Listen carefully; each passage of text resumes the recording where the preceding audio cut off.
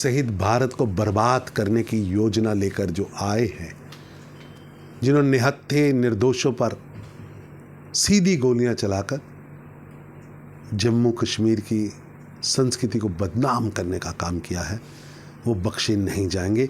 और मैं सलाम करता हूँ, सलूट करता हूँ भारत की वीर सेना को, सुरक्षा एजेंसियों को, जो लगातार आतंक को भी ख़त्म कर रहे हैं, आतंकवादियों को भी ख़त्म कर रहे हैं, उनकी आयु को भी कम कर रहे हैं और उनके सरगनाओं को भी मिट्टी में मिला रहे हैं। ये नया भारत है, नरेंद्र मोदी का भारत है, जो आतंक पर सहेगा नहीं, जवाब देगा। और आतंकी कहीं भी छुप जाए उसे बख्शा नहीं जाएगा। सर, कांग्रेस और समूचा विपक्ष बार बार कई सवालिया निशान खड़े कर रहे हैं।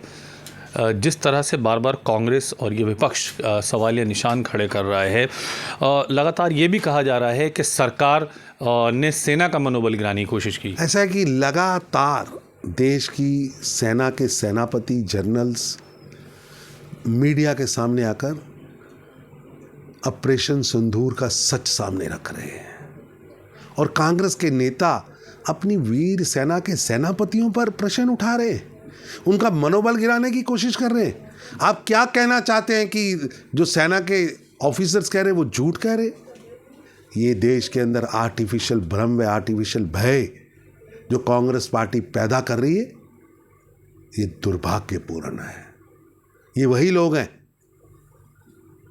जो टुकड़े टुकड़े गैंग के खलनायक को संसद में पहुंचाने के लिए दिल्ली से टिकट देते हैं, जिनके शासनकाल में खूंखार आतंकवादियों का प्रधानमंत्री के साथ रेड कारपेट स्वागत होता है, उसका फोटो शूट होता है। सर्जिकल स्ट्राइक पर जाने पर सर्जिकल स्ट्राइक के बाद उनसे सवाल पूछे जाते हैं, वीर सैनिकों का अपमान किया जा रहा है। अब फिर यही प्रयास कांग्रेस पार्टी के नेता कर रहे हैं। मैं तो कांग्रेस पार्टी के नेताओं से कहूँगा, अपने मालिकों को खुश करने के लिए महापरिक्रमा करिए, लेकिन देश की वीर सेना को अपमानित और उन्माद करे, उनका मनोबल ना तोड़े। तो दूसरी तरफ बीएसएफ के जवान पूनम साहू वापस आ गए हैं। बहुत सुखद समाचार है। इसमें भारत की चमक व धमक स्पष्ट दिख रही है। प्रधानमंत्री नरेंद्र मोदी जी का सशक्त नेतृत्व बताता है कि पूनम साहू हो या अभिनंदन, पूनम साहू हो या अभिनंदन भारत के लिए अमूल्य है, अमूल्य है, अमूल्य है।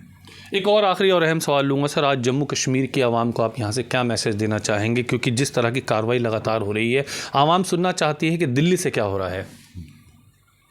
पाकिस्तान ने एक षड्यंत्र रचा जिसमें जम्मू कश्मीर सहित भारत को बर्बाद करने की पटकथा लिखी।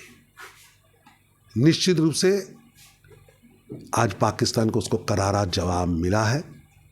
जल्द ही सब चीज़ें नॉर्मलाइज हुई हैं और आगे भी जाकर चीज़ें नॉर्मलाइज होंगी और जम्मू कश्मीर वापस